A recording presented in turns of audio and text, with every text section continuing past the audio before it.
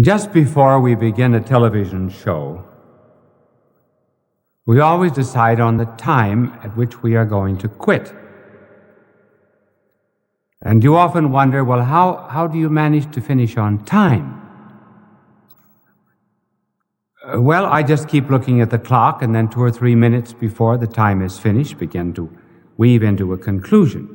Now, you have no idea how lucky you are that television always runs on time, because I want to give you this historical fact. There was a man, I will give you his name at the end, who on November the 28th, 1955, began talking in Kent, England. He talked until December the 3rd. He talked for 5 days and 13 hours, which is the record for continuous talking. His name, Fulton Sheen.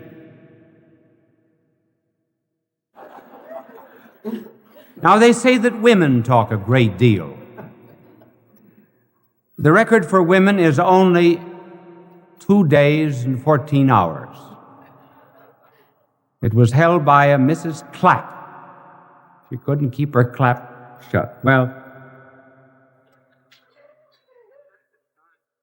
tonight we are to talk on the subject of the meaning of love. What is love? Well, that all depends upon whom you're asking. To a psychiatrist, love is a libidinous instinct. He calls it an id.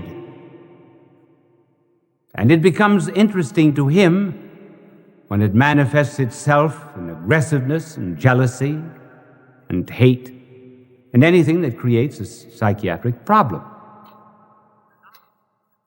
To the novelist, love is interesting not when it is a virtue, but generally when it is a vice. Adultery, perversity, and so forth constitute the themes of many novelists. To a biologist, is nothing but an animal instinct that has been carried over into the human order. To a comedian, love is nothing but a lot of dame foolishness. You understood me correctly, didn't you? Love is really none of these things. Love is a feeling, a groping, a tasting, a sensing, and awareness of another. Love always refers to another, not just primarily to self. And here's where it differs from knowledge. Now, let me illustrate this.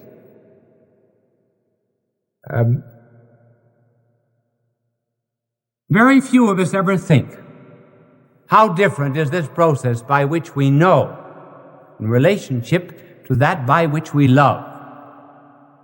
Whenever we know anything, we always bring the thing or object which is known down to the level of our mind. That is why when a teacher is explaining something in class, he will always give an example. It is degraded in some way, simplified. But the mind always insists that it comes down to its level. Hence, when the eternal Word of God came to this earth, he spoke in parables, brought divine truths down to the level of the people.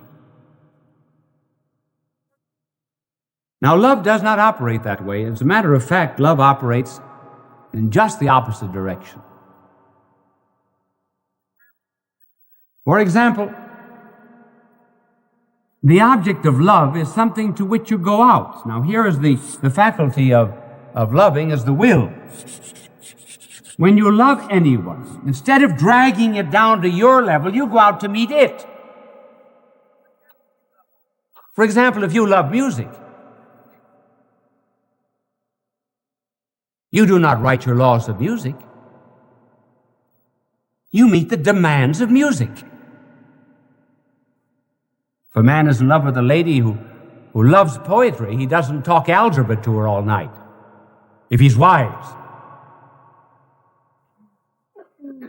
You can immediately see, therefore, that the nobler the object that is loved, the better we become. That is why it can be said that the level of any civilization is the level of its womanhood. Because the nobler the objects that are loved, the nobler a person becomes. The greatest philosopher who ever lived, Thomas Aquinas, said that the least love of God, therefore, is worth more than the knowledge of all created things. Because the knowledge of all created things merely draws things down to our own mind. But when we love God, we go out in order to meet the infinite. So it is love that makes us really more than knowledge. Now the next point about love is this, that love is not just therefore the same as sex. Now sex is one of the manifestations of love. But somehow or other today, the word love is not so often mentioned except in songs. And then have you ever noticed that they're always in the future? Never in the present. How happy we will be. I'll bake a cake for you to take for all the boys to see. And sex, however, in common literature today, too often is a substitute for this noble affection. Now, though it is one of the manifestations, it is not necessarily love. And let me show you the difference. Sex alone is really not interested in a person. Sex is really interested in self. And hence the carnal man will very often apparently and seemingly project his love to someone else, but he's not loving that other person. He's loving the pleasure that he finds in that other person, which is not the same.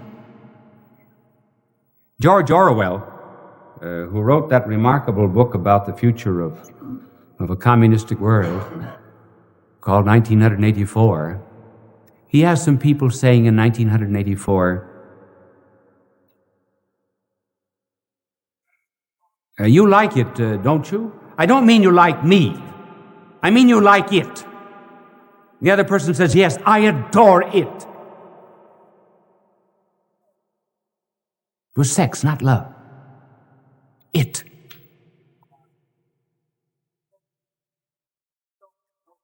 When the Soviet soldiers came into Berlin,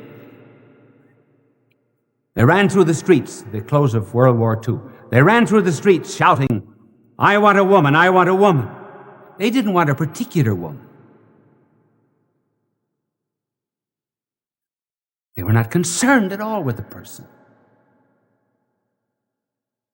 They just wanted something to satisfy their own ego.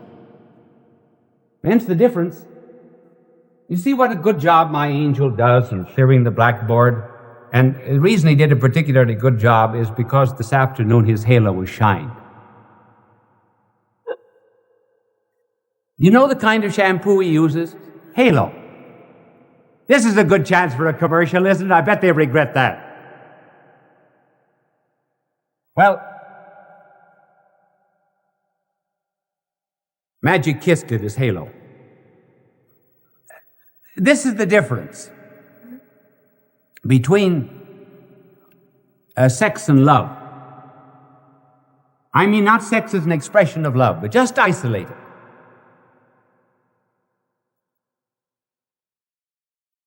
Sex is a circle. Have you ever noticed that's the only thing that I draw well is a circle? It's not perfect, but I mean it's much better than the things I usually draw. But sex is a circle. It's bounded by itself. It looks only to itself.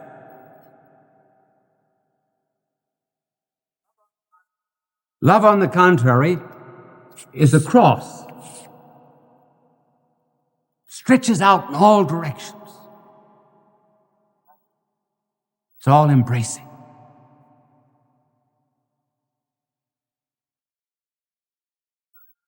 Sex, to some extent, only to some extent, is like some of the statues we see of Buddha. Big, fat, sleek, well-oiled body, hands folded across the breast, intently looking inward, thinking only of self. And love is very much like sometimes the paintings or the statue of a saint, thin, wasted face, but eyes upward, peering beyond the hid battlements of eternity unto God Himself. So love, therefore, by its very nature,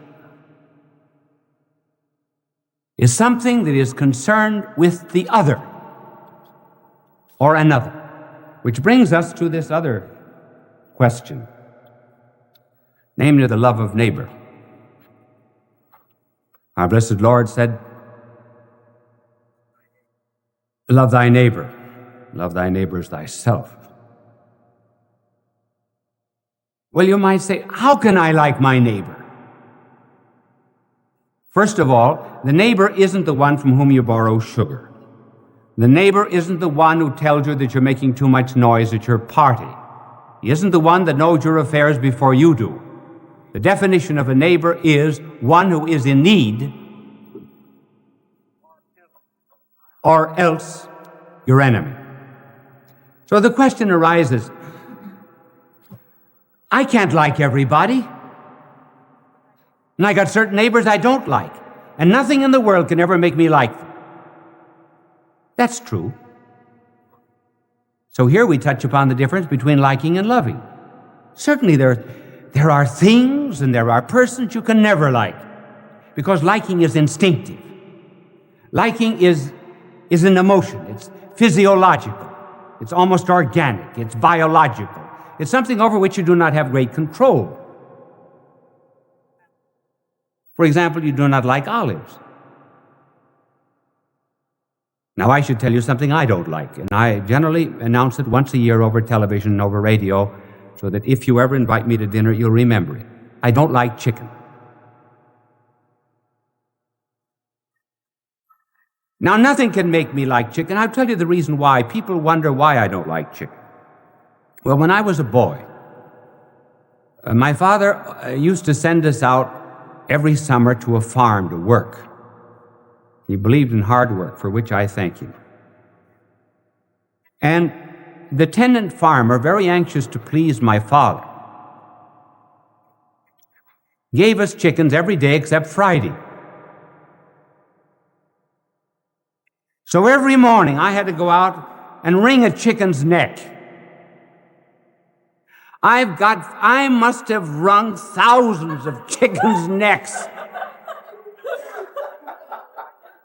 So when we hear the command, love your neighbor, and love everybody, and love all of God's creatures, well, that's all right. You can love them. But you can't always like them. Well, what is love? Love is not in the emotions. Love is not in the feelings. Love is in the will.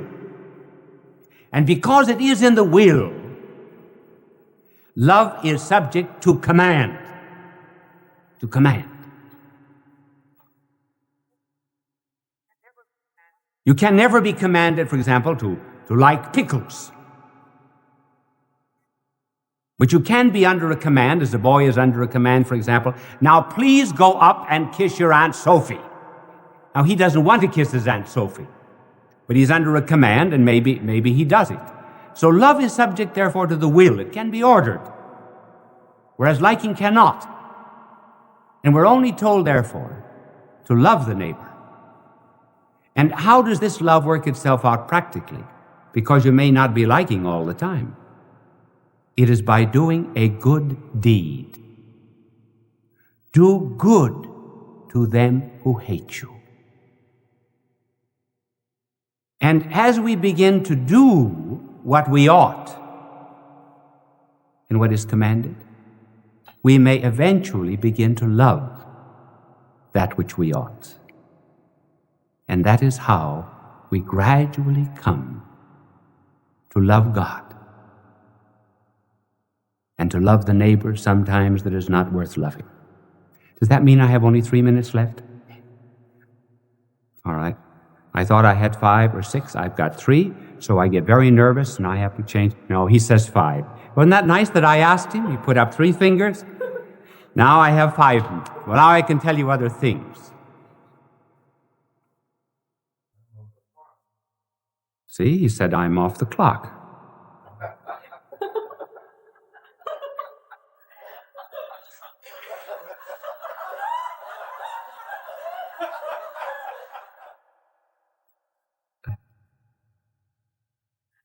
You see, I like him for that and I love him for that.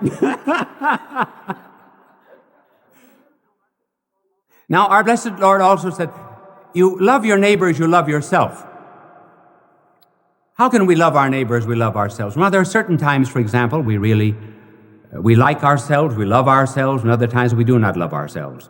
We do not love ourselves when we are hateful and spiteful and mean and uncharitable and when we do embarrassing things.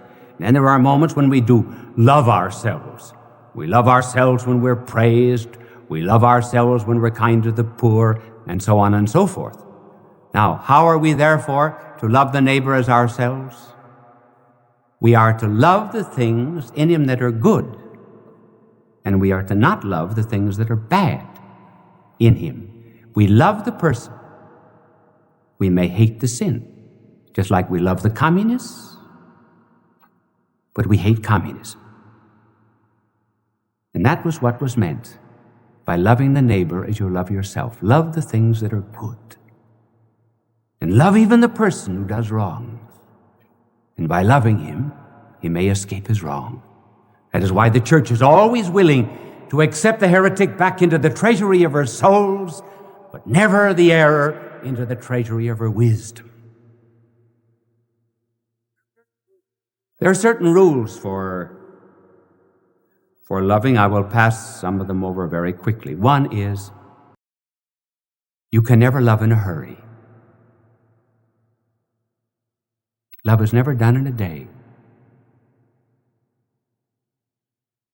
You can hate very quickly, but love is slow. That's one of the tragedies of divorce. People do not stay together long enough to learn to love one another. And then a second law of love is that all love leads either to heaven or to hell. All love either puts us in touch with God or puts us in touch with the devil. When it's good, even human love, we feel that we're in communion with something greater and bigger and broader than ourselves. And when the love is illicit and wrong, we not only feel degraded, but we feel that we have degraded that which we loved. And finally, love is best expressed in terms of sacrifice. Love does not mean to have and to own and to possess. It means to be had, to be owned, to be possessed. It is the giving of oneself for another. That is why we speak of arrows and darts of love, something that wounds.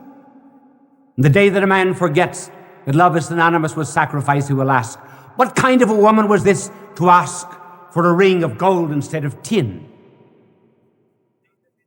As the day that men forget love is synonymous with sacrifice, they will ask, what kind of a God is it who asks for mortification and self-denial? Some years ago, there was an article appeared by a very well-known writer entitled Cosmical Religion. He said that he could no longer believe in a religion of love or a religion of fear, but he believed in a cosmical religion, the adoration of the cosmos.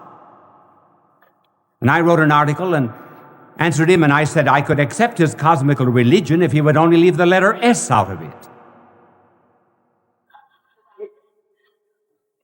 And in developing the idea, I said, we can never love the cosmos. We cannot adore it. It's too big. It's too immense. And man can never love anything except that which he can get his arms around. And the cosmos is too big and too bulky. That is why the Lord had to become a babe, in order that we might encircle him in our arms. Well, I said that on television, and a woman wrote to me, and she said, do you mean to tell me, young man, this was some years ago, she said, do you mean to tell me, young man, that I can't love anyone unless I can get my arms around them?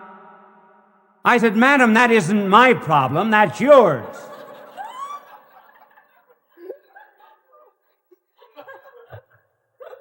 Well, I hope now that you understand love just a little bit better. All love on this earth is just a spark that comes from the great flame of love, which is God.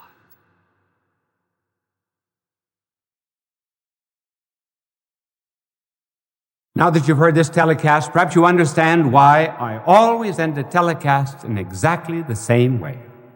Bye now, and God love you.